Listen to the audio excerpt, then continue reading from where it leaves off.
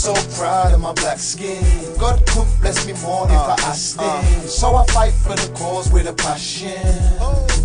I'm so proud. I'm just so proud of my skin tone. This kind of love never been known. Babylon stepped on, call the king's home. I'm so proud. Hello and welcome to another Unity Project Sheffield podcast. I'm your host Gavin and I'm joined as usual by Kevin. Today we're going to be talking about a subject that's not really discussed within the black community, and that's mental health. To help us do that, we've got a special guest, Errol, who's going to discuss about the things what he's doing proactively around this subject. I'll let him introduce himself and give a quick bio of what he's about and what he's been doing, what's brought him to our attention, and why we think that the information and things that he's doing is positive and should be seen. I'll pass it over to Errol now. Yeah, hi guys, my name's Errol Smith. A lot of the people in the community probably know me as Peppa. I've recently started a new YouTube channel where I'm doing set videos all based around mental health and trauma. I'm raising awareness around these things. So I've been invited on the show, so we're glad to have you on the show. Yeah. Glad to have you on the show. Yeah, so Sheffield legend, well respected around this community, bro. And thanks for coming on the show. It's a pleasure to have you, man. Trust me. Thanks for having me, man. So what made you want to start doing this podcast? Like, what was the inspiration? Inspiration around it all, basically. I've been through a lot myself with my mental health, and coming to the awareness of it all and realizing how blinded I was to it before was what made me want to raise awareness about it, because I believe many people in the communities are living with these things and don't understand that they are. Most definitely. Do you get what I'm saying? Most definitely. Yeah, that's why we brought you on the show, to talk about these things, because as well, like, I have to give you top respect, because at least you're talking about it. Yeah. And it takes big stones to talk about it, because as you know, people keep these things personal and they keep them inside, and like as you said, that's why a lot of people in the community are suffering, and we just don't know, because they keep it all to themselves and they don't tell nobody, and they're suffering in silence. Yeah, well, it's true. Yeah, do you know what I mean? Definitely. It's mad because in the beginning as well, I got a lot of stigma. I first put something up on Facebook. When I first had my breakdown, I went through a lot. Do you know what I mean? Put a video up on Facebook, and I got some stigma from my family and that about it. Why are you putting them things on Facebook? But on Facebook, I actually got a lot of inboxes and a lot of positive messages. The things that kind of helped me. Do you get what I'm saying? And at the same time, those people speaking to me and saying, yo, you know what, bro, I've been going through something myself. Glad you mentioned it. And you get what I'm saying? And that kind of sparked something within myself. I'd already deleted the video, but it's after reflecting, and I thought to myself, you know what, I could do something with this. I could, help raise awareness. You get what I'm saying? Yeah. So that's kind of like what I started to do. And help other people. And help other people. Yeah, that's good. So you mentioned you had your breakdown. Yeah. At the time, do you know what triggered it, or have you thought about what? Yeah. There's many things, that triggered it. Obviously, I was just coming out of prison. Well, before even going to prison, I was living a bit of a reckless life, innit? Do you get what I'm saying? I partied a lot of drugs, party drugs and drinking involved. I'm not really knowing about the true self, because I'm too busy just in the limelight as well, being a popular person and all that. I've got to live up to certain expectations within myself. Like I'm kind of living up to the fans kind of thing. You get what I'm saying? But when I got the 7-year sentence, I went to prison. Spending so much time in prison, you get to really sit down with yourself and, readjust, reset yourself and your thinking and everything. Obviously, I stepped into religion, so I was practicing Islam and that. Did you find that helped? Yeah, it helped me in a big way still. grounded me, made me start to understand myself a bit more. You know what I mean? It gave me, just gave me some direction.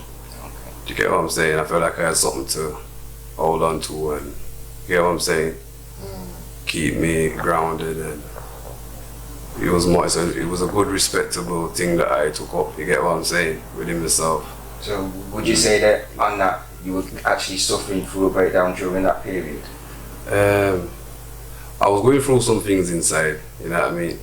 Because nobody knew, but I was seeing the mental health workers and stuff like that. It was more based around my son, worrying about my son. Okay. Got a disabled son. Okay, yeah. Many people in the community already know this, you get me? So That's- when you're away from your family and these things, and now I'm away from the partying, so now I'm starting to sober up as well. Yeah. You get what I'm saying? So now reality is kicking in as well. So you're dealing with a lot of things, you get what I mean? But like I said, with the religion side of things, it was helping me a lot. Do you know what I mean? Just staying focused on that. It kept my mind away from like worrying about other things. Do you get what I'm saying? I had more focus, trying to learn more about Islam more than worrying about the outside world. Do you get what I'm saying? Yes. Mm, That's good, man. yeah. So you still doing it now? You still practicing it? No, I'm not practicing Islam. There you go. Sometimes, because I've been Islam myself. You know, Yeah, I took my shahada. yeah, I yeah. went through my journey, and it helped me. I don't practice it anymore, but Yeah, it still helped me Yeah. on my journey. Necessary part, and I don't regret it. And I'm glad I did it. And, yeah, definitely. you know what I mean? I learned a lot. Holy, I learned a lot about myself and about religions and just about, you know what I mean, morals and yeah, morals. certain Give me a lot of lot of morals. yeah, it's You get what I'm discipline though, innit? That's the thing about it is Discipline. Yeah, that's our yeah. With the mind, that's what I'm saying. It's just all about what you do with your mind, really, isn't it? So you mentioned you came out of prison, Yeah. yeah, recently. So what's your journey been since that time? Since coming out of prison, I came out practicing. So for the first year, I was just like basically nobody didn't really see me. I get me just in my home, practicing Islam and keeping myself out of trouble. I was working, got myself a job in that, delivering. I was delivering for DPD. Okay. Done a few different delivering companies. You know what I mean? And how was your mental state during that period? I think it was alright, you know. Well, I thought it was. Yeah. Do you get what I'm saying?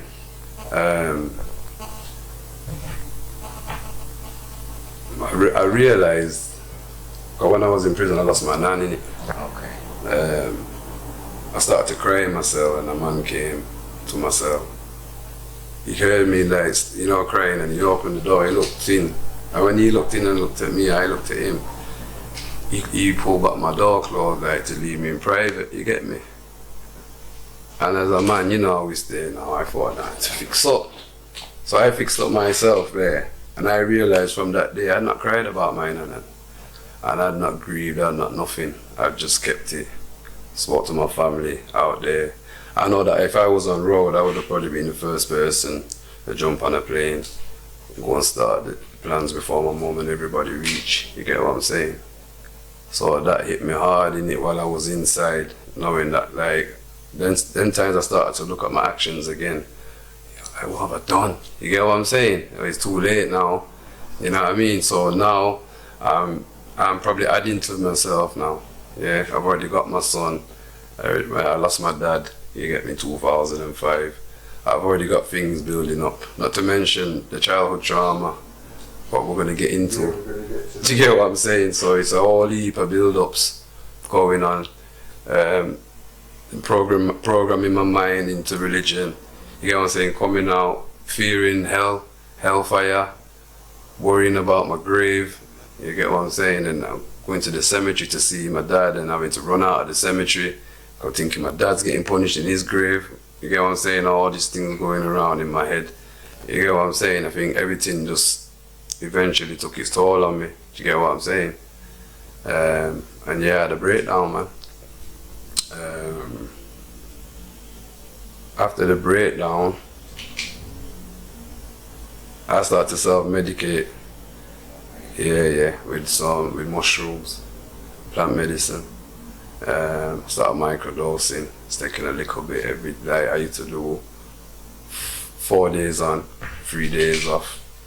Just little dose, you don't really feel it. You get what I mean? But it does what it needs to do on me, because I'm not about antidepressants and these things. You get what I'm saying? You speak to people about doctors and things. Yeah. I had a couple of conversations, hour and a half conversations with, Ayat? Oh yeah, They put me through, I spoke to them and then they put me through to some other people. Couple conversations. Not the route that you found. Yeah, they said they was there for me if I need to get back in touch or whatever. And I said I would be, if need be. Do you know what I'm saying? But I just started to work on myself. Do you get what I'm saying? The religious people couldn't really help me when it came to mental health. They didn't really have much answers for me.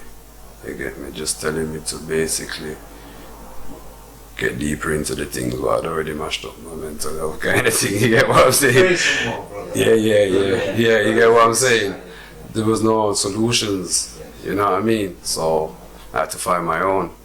That's when I went out in nature. If you see my short videos on YouTube, the first one, I went out in nature. That was the day after my breakdown. I went into nature, and my friends brought me out there. From I hugged onto that first tree, because I felt like I had nothing left to do but just try this thing. You get what I'm saying? Yeah, nothing to lose. You get what I'm saying? I'm at rock bottom now. I was more or less ready to go and get checked in somewhere to just, you know, for them to just make me feel better. The way my anxiety was at the time, crying and all these things. You get what I'm saying? Yeah, I went to the tree, held onto the tree, and inside myself, you know, I didn't care. I was with like 3 other men who was there with me. They was probably thinking, what's he doing or whatever. But inside myself, I didn't care, fam. Said I need to just feel better. And I've heard that the tree can help me. And I held onto the tree. But the trees give us oxygen. Trees are life, innit? Yeah, and I understand energy now. So it's funny how you went back to nature as well, of all things. Being the natural. Yeah. It's a bit like this in water, isn't it? You know, like humans being in water. Yeah. You feel all relaxed. And Yeah. There's something special about the water, but that's because it's all part of the nature and part of your building things. So Yeah, go yeah. back to the original elements. Yeah. The tree was warm. The tree was warm. It was a cold day. The tree was warm. Was that your intention when you went out there to go and like hug the tree, or was it just to go and be with nature? Yeah, we'll just go out and be with nature. And then you just got that feeling. Yeah. So, like, I heard about it before, you know what I mean? Okay. And I said, you know what, I might as well try it. But I held onto the tree and asked the tree okay. to take away these bad feelings from me, please. You get what I'm saying? And I meant it inside myself as well. I weren't joking. And I left that tree, went back to my flat. I had big conversations with my brethren about things, you get me? And the road to recovery, and that was it. From the day after, I just started to build myself back through music, meditation. You know what I'm saying? Self-awareness, a lot of self-reflection and deep inquiry into the self. I was gonna say this guy's laid it all out there, you know, without realizing it. He laid it all out there because like the self-reflection is what's necessary.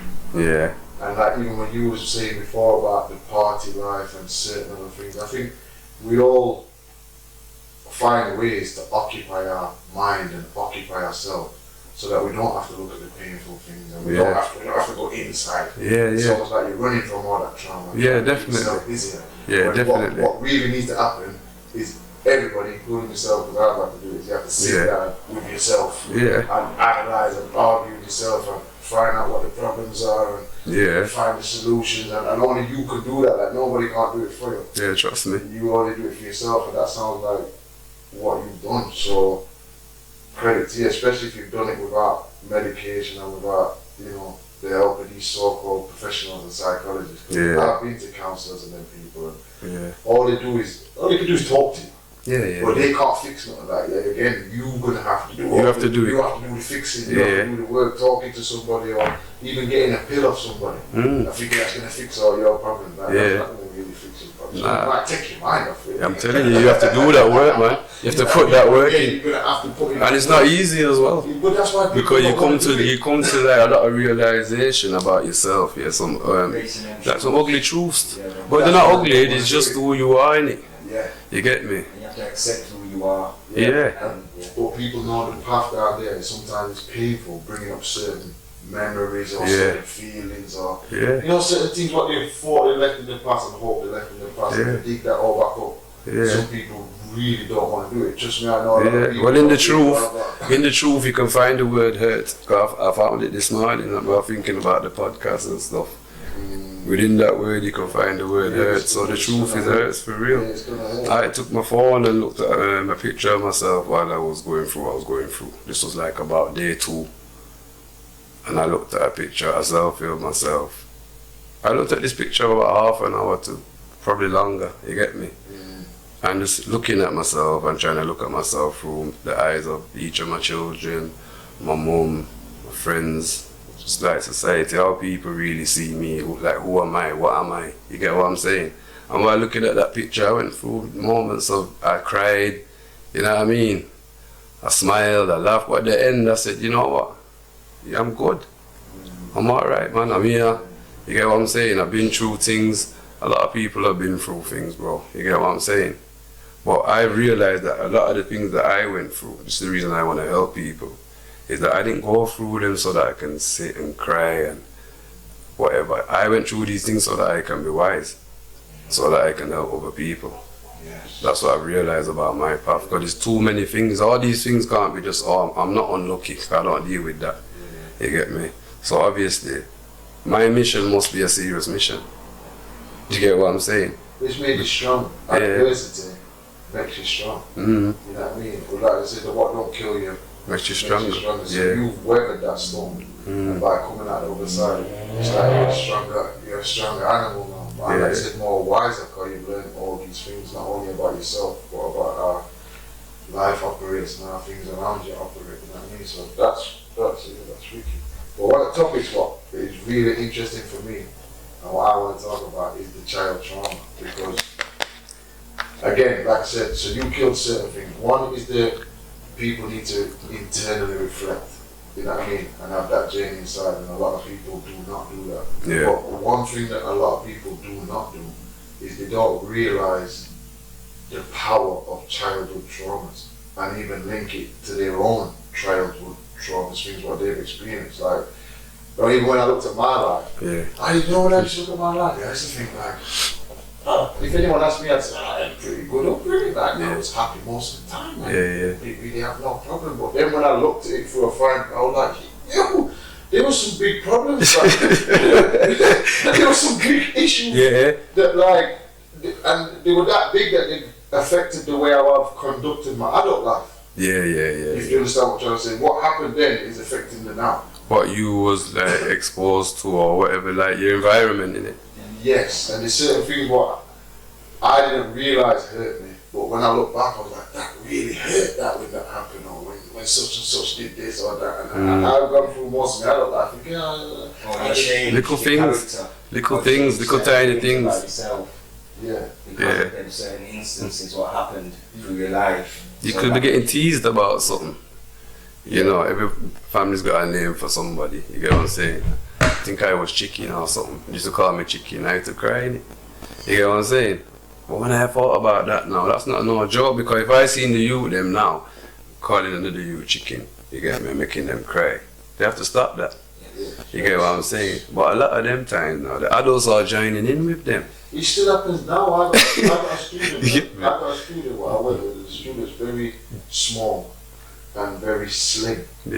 Tiny little fingers. He says their family body shames them. Do you know what I mean? And they, like what you said, they're all broken joke and the fact that they mark like a dog and all. But I see the product of that coming in when like you smash down this confidence is the mashing up her confidence. And that'll be forever, you know. Yeah, she wears big massive clothes to hide to try and hide her body, yeah. You know what I mean? Instead of they tell her that she's beautiful. Yes, and it's her own family what smashed her down like that. It's madness, man. But they don't realise they're doing it. They think it's just too a joke and you know what I mean? It's not malicious. But it ends up. From our community, a lot of the childhood traumas that we went through aren't seen as childhood traumas in our community.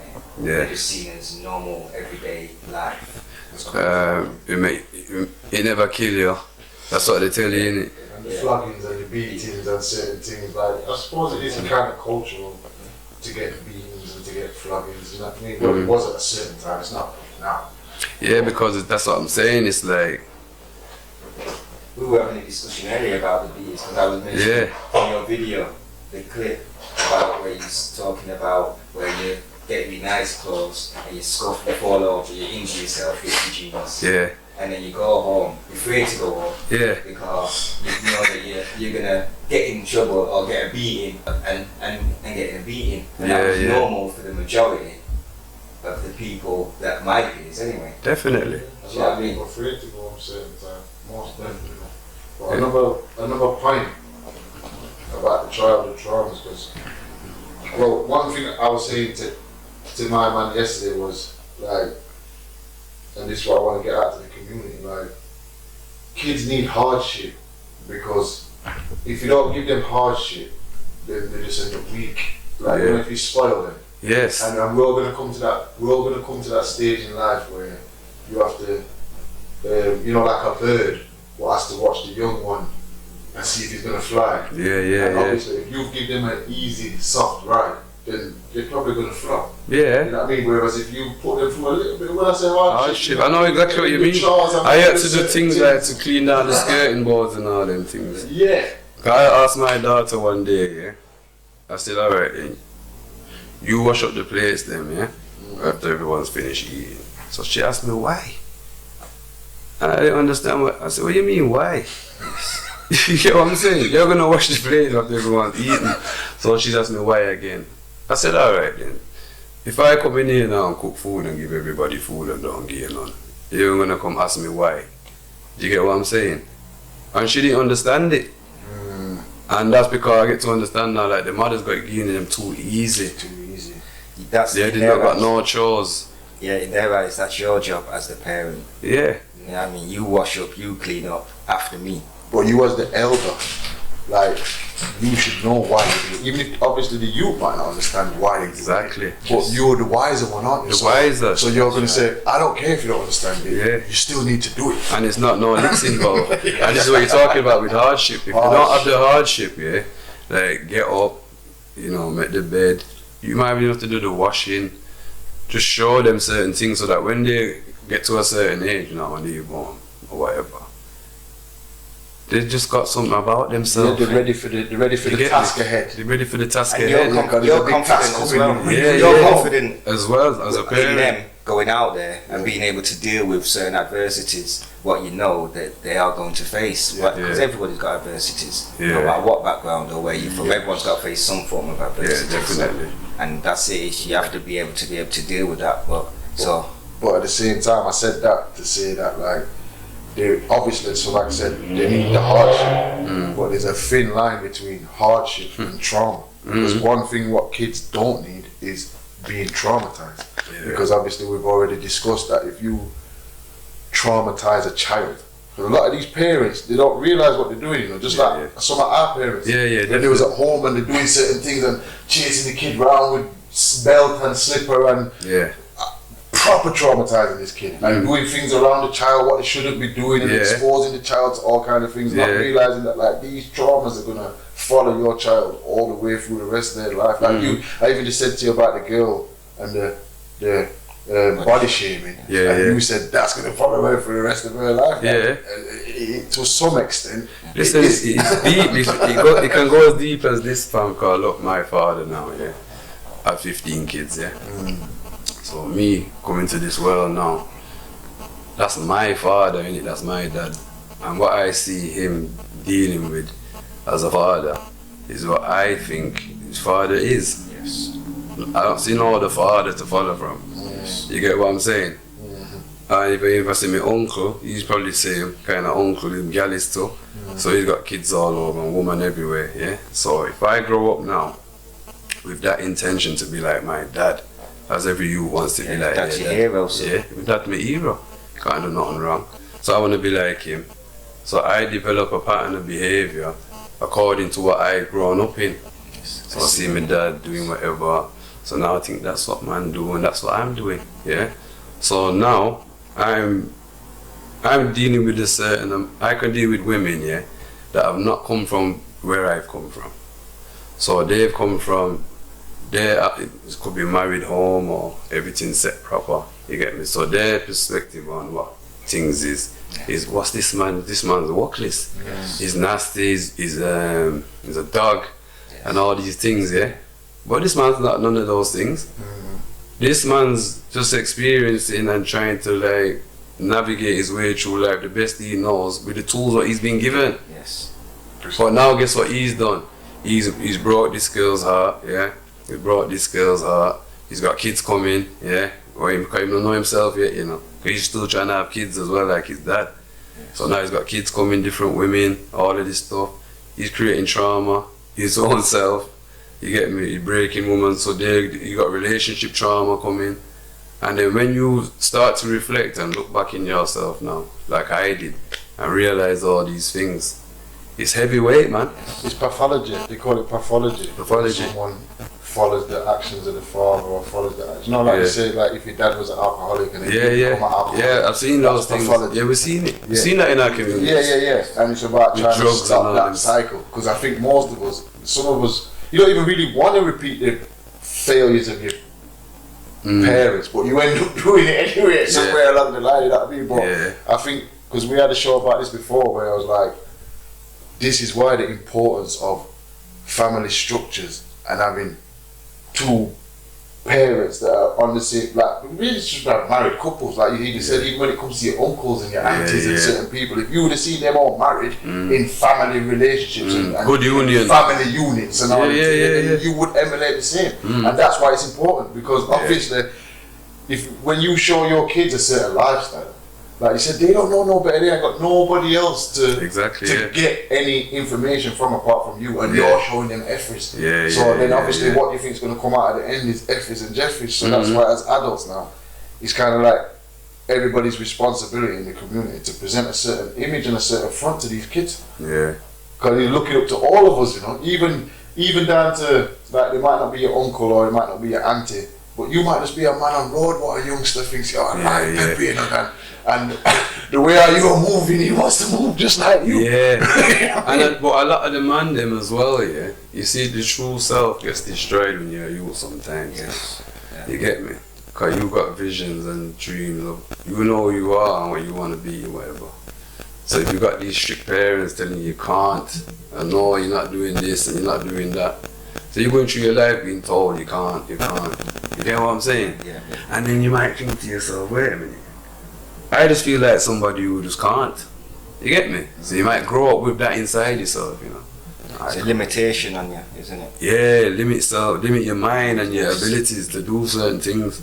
You get what I'm saying? Now with my youth with them now, I don't really tell them that. I let them be. You get me? They want to do something. I say, yeah, that sounds good, man. But always be what you want to be. Because if you don't, when you grow up, it's going to affect you in a big way, because you're trying to be somebody that you're not. That's not you. And this is what a lot of the man them grow up now in the community is want to be bad man and want to be gangster. But the only way to be that person is underneath cocaine and drinking. So they go out and that's what they have to do. You get what I'm saying? Alter ego. Yeah, it's to be that person. So you see, when it's time to, you've had enough of this acting. And I won't be mean, I think I'm fed up a bit. But people are expecting of you. And because you haven't done those inner work, you don't even know. So you keep on, and you've been doing these repetitions of this acting. You get me? So now the man then bring you up, yo, what you saying, man? Yeah, man, come pick me up in it. You didn't really want to go. yo, we're gonna go and roll on these man or whatever, yeah? You didn't really wanna go. You even thinking, yeah, come man. But you got to, come link me, we're gonna get them now. I'm on your phone, your belly around, what's going on here? Man trying to get me locked up. But you got to go now, so it's these things as well, what develop these things inside a person, fam. Because he doesn't want to be where he's trying to be. So now he's battling himself. He's battling himself. He really just wants to go and be normal and go walk and stay away from certain lifestyles, you get me? But because he's got to live up to it and in the community, and his brethren them might start looking at him a certain way, he's still trying to live it. And I think these things are big things for the mental health, you know. I think a lot of people in the community not really, especially a lot of boys, not being themselves, not taught how to be proper men and what we think a real man is. Yeah. When you think a real man means being tough and back down. Yeah. That's not real man. Yeah, as soon as a man step on your tree, that's childish. Trust me. You understand what I'm trying to say? Yeah. A real big man knows that his kids and his family is most important, and that's what he would die for, and that's what he would fight for. Yeah. But you have to fight for something. And that's what I worry about first. Fighting over some shoes or some shopping. You know, on the road, like me and a man get into something. The first thing I start worry about is my family, you know. Oh, this man might want to come down, my kids, you get me? Yeah. I even thinking to hurt him, I'm thinking about his kids too. I can't hurt that man over nothing. We just started a little argument. You get me? Yeah, I'm not in it, fam. Because that brings me to the next topic now, which is the absent fathers. Yeah, the absent fathers. Yeah. And the role that plays. Because my personal opinion is that everyone who goes on road or stays the street or something like that, you're in need of something. You're either traumatized or you're searching for something. That's what brings you to the road anyway. Like me personally, I was looking for family, or I'm looking for father figures, role models, male role models. Do you know what I'm trying to say? That's what led me to that. So, and that all becomes from, in my case anyway, that's from the absent fathers and things like that. And people underestimate. I think like moms in this society are seen as important, like, you know, they can't be separated from the youth. Yeah. But the dads are seen as, well, if dad has to go, he can go, you know what I mean? It's not no big deal. Loads of people split up and dads go. But the truth is, you're not thinking about what that does to the kids. Do you know what I mean? It's not good for the kids. Trust me. That energy is needed, man. Yeah, it's very, very needed, and it's underestimated. Like, because some people even underestimate the role of a father in the house. They think, well, what does he do? He sits down scratching his balls with remote in his hand. Not really needed, is it? But the dad played some vital roles in the house. Vital roles needed in the house. Because there's certain things what we all know. Even kids behave differently to mum and dad. In my experience anyway, you know what I mean? Kids push it further with the mum than they will with the dad. When I have my kids, they're always quite well behaved. I don't really have to go too far with my kids. They know. Do you know what I mean? Just the tone. Yeah, because it's the masculine energy. The masculine energy. And they know they're not going to come and size up to me. And that don't make no sense. Do you know what I mean? Whereas with the mum now, they will try to push the look on because mum's softer and more nurturing, and you know, mums will give in and they give in too easy. And you feel sorry for them. Yeah, feel sorry for them. Oh, go on then, go on. You've also got to remember about children; they're very intelligent. And from when they come out of the womb, they've already got mum and they've usually got dad, they work on getting dad around the finger. They've already manipulated the mum from within the womb. They tell the mum what they want to eat, or craving. I want to eat ice, I want to eat cold. Craving. So there's a manipulation. There's already. I see people digging out the wall. And why? Because the baby's telling them that's what you need to put in your mouth. Do you know what I mean? So there's a manipulation from there anyway. Do you know what I mean? So the absent is like a yin and yang, innit? A child needs both the feminine and the masculine energy. You know what I mean? Because a man needs to know how to be a man, and he also needs to be in tune with his feminine side also. You know what I mean? Because like most of us, well, I have to speak for myself, I didn't grow up getting hugs in my house. Do you know what I mean? You know what I mean? I didn't really get growing up getting say, oh, I love you. It's foreign. Do you know what I mean? that the most time I heard "I love you" is during a beating. Yeah, yeah, you know what I mean. That's true. You know what I mean. You know, beating. Yeah, it's dread. We love you, but I just told me love you, man. I've been licking. Look what you let me do. Look what you let me do. Look what you let me do. You know what I mean? So it's not, and then when, as growing up and seeing other people's relationship, most not even from the community, and how they, and even in female relationship, myself, it's, oh, you're cold. Do you know what I mean? You're standoffish. Do you know what I mean? You don't, you know what I mean? Why do you like kind of cringe when I'm hugging you? Why don't you want to walk holding hands? You don't even know what to deal with those things. Do you know what I mean? And this is through, obviously, like you say, through our childhood and the lack of that sort of empathy or emotion from our parents. Yeah, it carries on through us. I bet you everybody, like, if we go and check all the murderers them in prison, or certain, just certain people from certain backgrounds, or certain people who have just done certain things, I bet they've all got some kind of story, like of trauma, or of some things happen. And people don't just get up and just decide to go and chop up people, or you know what I mean. There's reasons behind why people do things. Even towards the actions what we've done as a youth, we might not have understand why we was doing it at the time. Yeah. But there was a reason. Yeah, definitely. It was just unbeknownst to us. Even to us doing these podcasts. Yeah. You know what I mean? Even to us doing these podcasts. Yes, there's a reason. Our experiences have brought us to think that this needs to be done, and we need to be the ones to do it. Yeah, 100%, man. And we need to the community needs these things, innit? Do you get what I'm saying? These discussions. You don't need to be aware. Do you get what I'm saying? There are many people that watch my video and got things from it. Many people have reached out to me and said, yo, you know what, thank you, man, and whatever. And trying to, like, at least sending me some emails and wanting to link up differently. Yeah. And then there's probably some people that are looking and laugh and whatever. And not, because they don't understand themselves yet. Do you get what I'm saying? But the trauma is rife in the communities.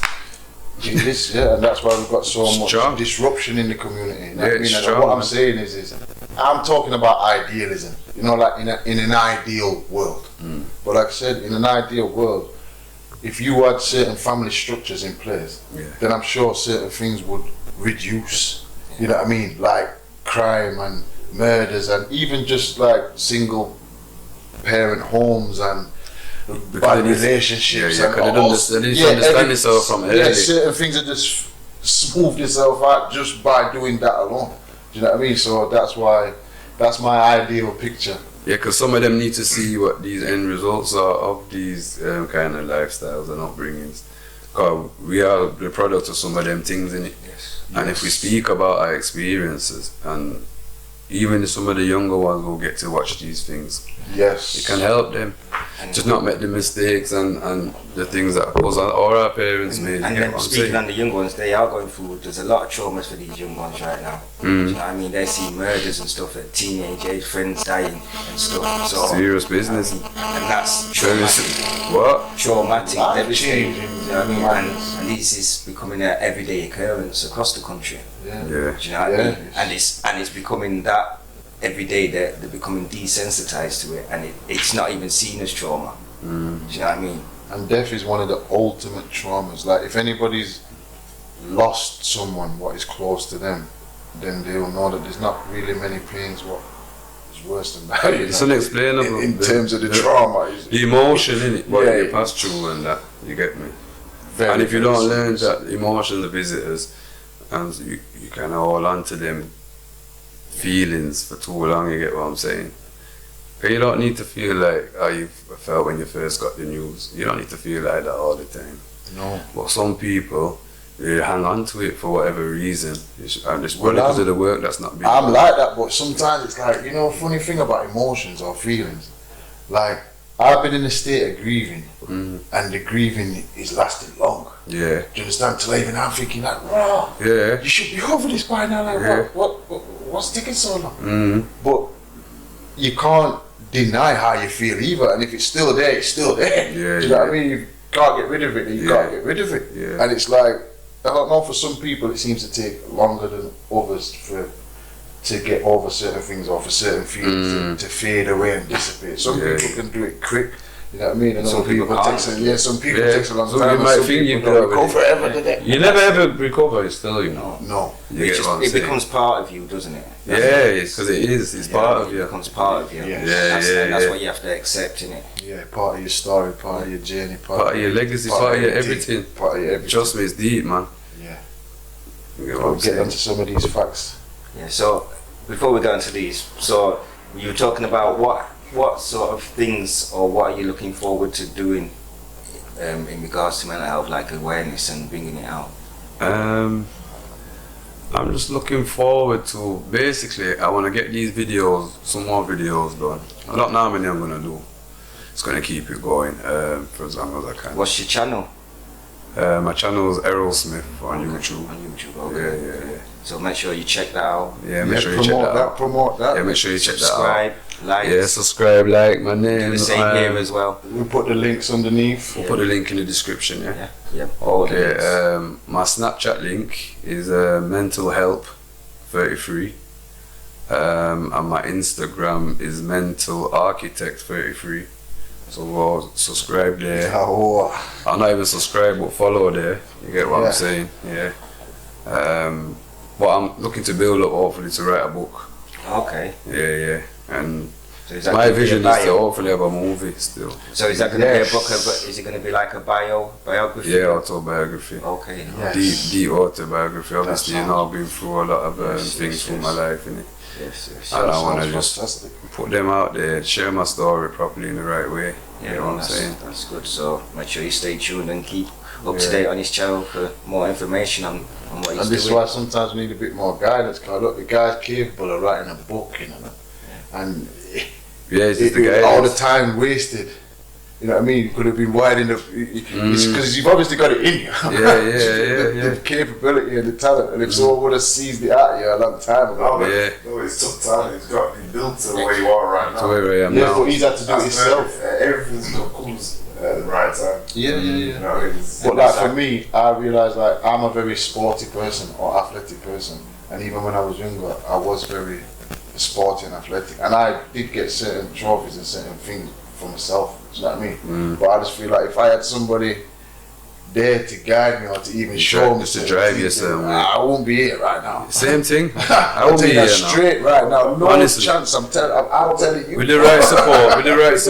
Yeah. Even when I was young. I'm telling you but now. guess what? You are exactly where you're supposed to be. Yeah, obviously. Do you know what I mean? You know what I mean? Because like you were saying earlier, you going through all your things and going through everything, it's not pointless for you to be able to give back and to show and guide and hopefully help others so they don't even go through that experience, or if they are going through similar experience, you can help bring them up and get them out. Do you know what I mean? And so and as we all know through life, there's always yin and yang, positive and negative. So it's what we do with these things, what affects us and how we bring it forward. And like this podcast, like you were trying to get the awareness, get the information out there, especially to our community, because from my personal opinion, we don't really know nothing. Nothing's really brought to us, nothing, financial, mental health, all of these things, there's barriers put for us in all aspects. Yeah, for real. We're born fighting and we have to continue fighting, and that's just what it is. So, with that. And the potential as well. Like there's how many youths out there right now that have got a whole heap of potential and capabilities are endless. They can be doctors. The list is endless. Artists on top of artists. You know what I mean? But sometimes it's a waste of life, or sometimes they sit down and play Xbox or do this because they just haven't got the right people in their life, like you said, to offer some support or to be a bit of guidance and this and that. And even just love. Yeah, love. Even just some love. I've been told it's that just a simple thing. Because you see with love, because a lot of the time, you're getting hate. Man might not say I hate you, but you are getting the right energy inside of somebody for yourself. So one might see you and you're putting out your project together. You get me? Even like what we're doing now, there'll be somebody there. What them man doing? They're chatting about and there. But this time we're trying to help, and it's not a joke. We're trying to help future generations. We want them to be here, and people might benefit from the help and the work that we do. Exactly. Do you get what I'm saying? It's all about planting them seeds Yeah, well, each one teach one, and hopefully one it will teach snowball and it will grow. Yeah. 10 will turn to 100, and 100 will turn to 1,000, and we'll be on our way up. But it's got to start from somewhere, innit? Every journey start one step. Yeah, come on. And this is the one step, so. Yeah, definitely. Yeah. So, can I ask you, did you find any, going on your journey, have you found any barriers to like getting help with your mental health? Or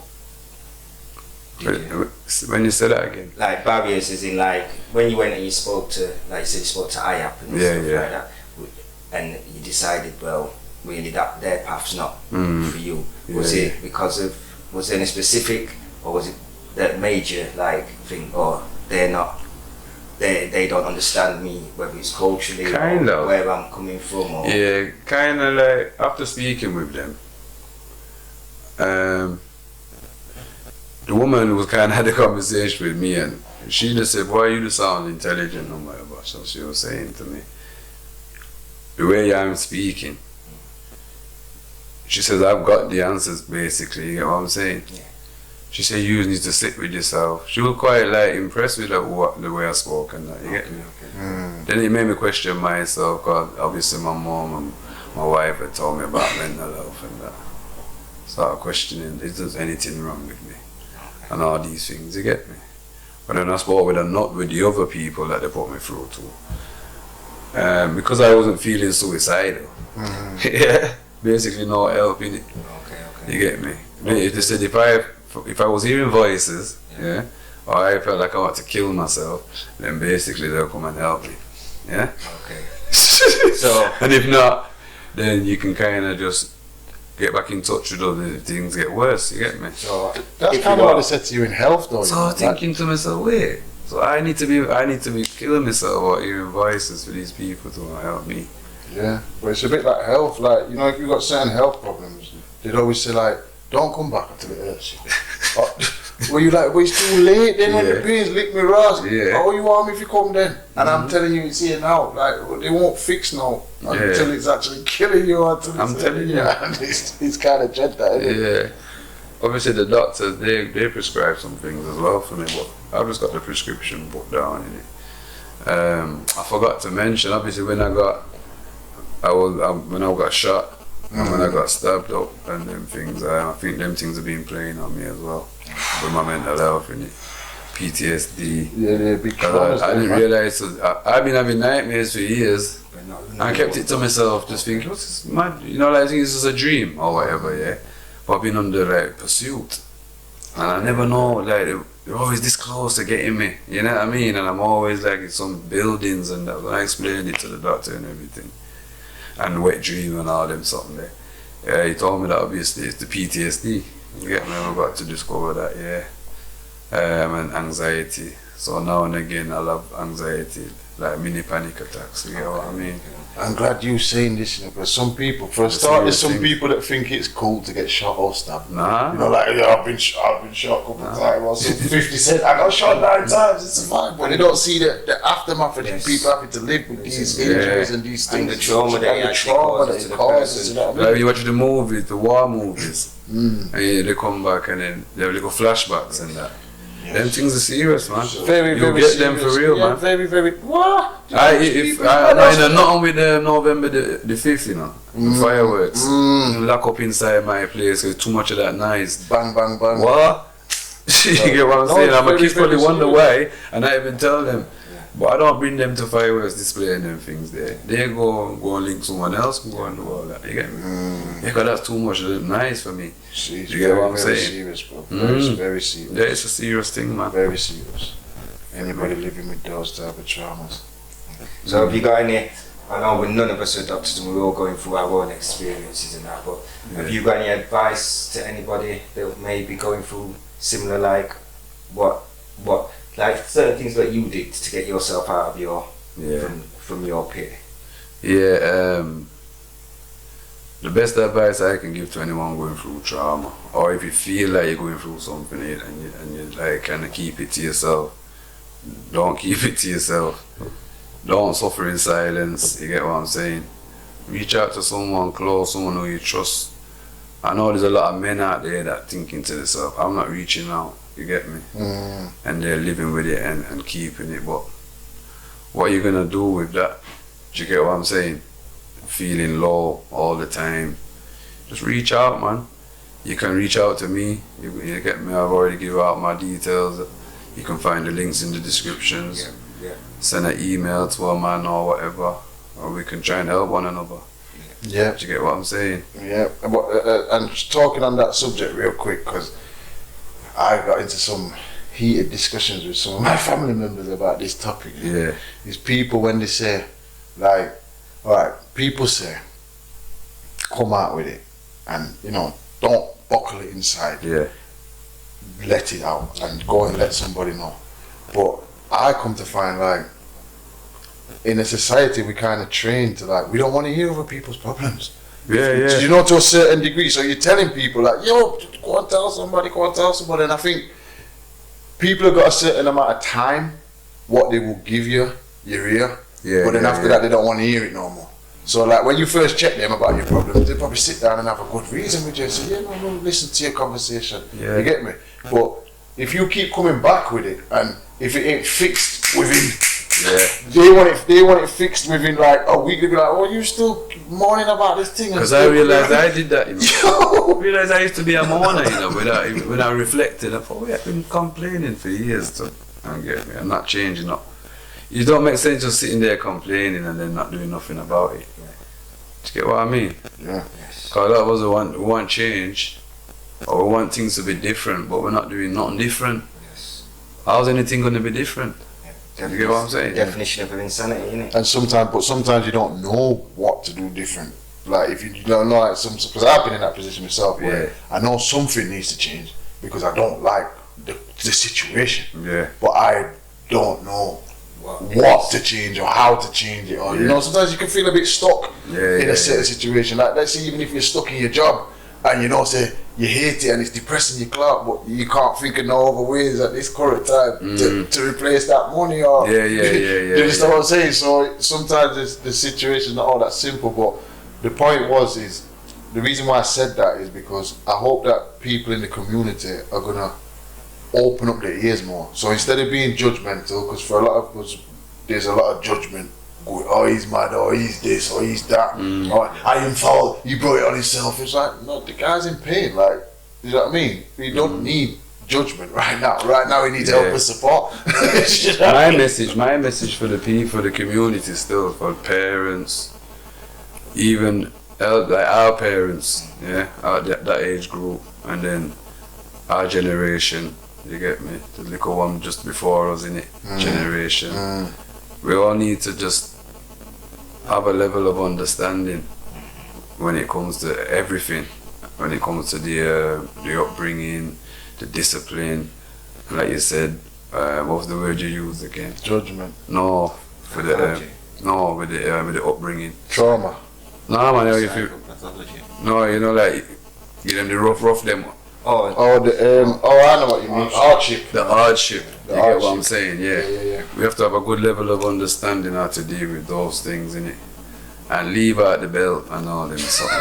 You get what I'm saying? Forget that. Leave the hand. I don't think no one flogs the kids no more. I think that was in the past. Like, in our generation, people flog, but now the average right-minded parents and don't flog the kids anymore. Frustrated parents. Frustrated. That's what I'm saying. So there's a lot of them still out there. Chasing because it's people single. Remember, you don't Remember, someone again, woman, or someone out there, or give a woman four kids, children, and then just leave her with them. So then she's now going through whatever she's going through. She's vexed with him already. You get what I'm saying? She's the kids, she's vexed. Yeah, because he's just reminding them. You get what I'm saying? And then every now and again, through her trauma, remember, she's already got her childhood trauma. She got her own stuff. She got relationship trauma now. And now the youth, them mashing up her head. You know what I mean? So now and again, out of frustration, you get what I'm saying? Put on a few little. Yes, it's true. Yeah, so that's why everyone just needs to be aware. So the man them listening to this right now, and say you've got children out there, you might not have been putting in as much effort as you can. Go there now. You get what I'm saying? Go and help your wife, go help your baby mother, want to help your children. You get what I'm saying? Because they are you. Because they are you. And certain mums out there, because I've noticed like a lot of mums have got these hot tempers, especially when it comes to you. Like they get agitated quick and they get frustrated, like you said, quick. You know what I mean? And I think sometimes I just need to like try to learn to calm it down, and especially like some kids swearing, parents swearing at the kids, and I don't think it's right. You know what I mean? Especially when you're in that angry mode, you fucking idiot. Yeah, they eat too much meat. You can't be talking to kids. They need to start plants. You know what I mean? And just calm down the frequency. You need to calm it down. Yeah. You don't need to get in Well, metals. all that leads to is one day the child turning around and swearing after their parents. Do you know what I mean? Basically. And that's what that leads to. One kid told me today, this is the truth, one kid told me today, like, yo, I fell down the stairs at home and my mum came because she wanted to hear what the buduf was. She thought it was one of the younger youths. You get me? When she saw it was me on the floor, she just went, "You fucking idiot." And walked out. And she never even asked if you was alright or nothing. I was just like, wow. Your own mom as well. Not even business with you. Terrible. I was like, yo, it's cold. So yeah, that's another traumatized one in the classroom. Depends what you mashed up on the way downstairs. If there was any property clause, you pull down the barrier. I wanted the picture drop off of the wall. And it sounds like it's a regular occurrence or something. The way this kid seems like he's clumsy or always falling. Yeah. So just wanted to say at this point before we close up things is that like there is help available out there. If anybody is suffering with these issues, there's organisations like SAPMA. Some of my family used to work at SAPMA. They've been going for like 30 years, so they're well established in the black community and can help with things of that nature. So if you are suffering, you need to get in contact with people like them. There's also the Black and African and Asian Therapy Network. There's Black Minds Matter. There's Rethink UK, mental illness. So we're going to try and put some of these links in the bio and put some of these links in the comments so that you can access them if you need to. But yeah, we just wanted to let you know that there is help and support out there. You don't have to be alone. Anything else? I'd like to add in about the next 4 to 5 months, I should have my qualification. I'll be an NLP practitioner. You get what I'm saying? So that'll be. Break down the NLP for. It's neuro-logistic practitioner. Okay. Wow. So it's all around. It's basically it's like counseling. Okay. You get what I'm saying? I'm going to develop a set of skills where I'll be able to just help people channel their thinking and their emotions. Okay, so that's wicked. All around the mental health. You get what I'm saying? So make sure you listen and be aware of this, because this is what we need in the community. More people like us just willing to talk and share and listen, because it's important. Because sometimes with counsellors, the regular counsellors, it feels like they don't understand where you're coming from, your background. They haven't grown up in the same system and keep going over the same, like cutting open. If you cut your finger, you don't want to keep cutting your finger every time to see how it cut again, opening up the same wounds. You just want to heal it. So that's where I'm going to try and just more heal people quick. You don't have to keep coming back. I don't want your money to keep coming back. You know what I'm saying? I always want to sort out the problems. And then you move on. To help yourself. And what's best is this is all self. Like, you fix yourself. Yes. I mean, nobody you fix yourself. That's right. And that's why even the Mike Jack man in the mirror still timeless all to this day. The man telling us all back there, if you want to fix the things, if you want to do something, then you have to start there. There's nowhere else to start. You can't go around telling people what to do. And plus as well, don't try and change other people, because as I see, changing yourself is hard enough. So how you think you're going to change someone else is beyond me. You know what I mean? That's hard work. Change yourself, heal yourself, and make your vibration heal others. That's it. To inspire others. What you're doing to heal themselves. And what you're doing right now is inspiring people. You know what I mean? Trust me, that's it. Big things. Can't thank you enough for coming on the show. Yeah, good show. Thank you for having me, man. Pleasure. we'll have to do another one sometime later. Yeah, See as how we it accumulate progresses. more knowledge and more information. And when what's that book going comes next, man. out, Yeah, man. Then Yeah, Yeah, man, we keep an definitely eye have out to for that. interview him, then, innit? And when this podcast starts taking off and getting big numbers, then we have to interview you again. and Yeah, man. And we're always open. Unit Project Sheffield is always open. So if there's any information that you want to share, we'll put it on our website. We'll put it on our platform so that people can access it via us as well. Appreciate that. And that's what we're about. We're just about spreading the knowledge in the community, getting information out there, Yeah. and trying to build us up and unite us how we should be. Yeah, man. Yeah. Let's build together, man. Yes, sir. Well, until the next episode, guys. Yep, take Peace care. and love. Yeah. Respect. All right. Yeah, that was Nice, that. that was round of applause. That was real for the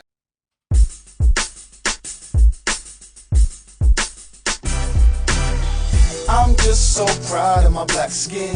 God couldn't bless me more if I asked him. So I fight for the cause with a passion. I'm so proud. I'm just so proud of my skin tone. This kind of love never been known. Babylon stepped on, call the king's home.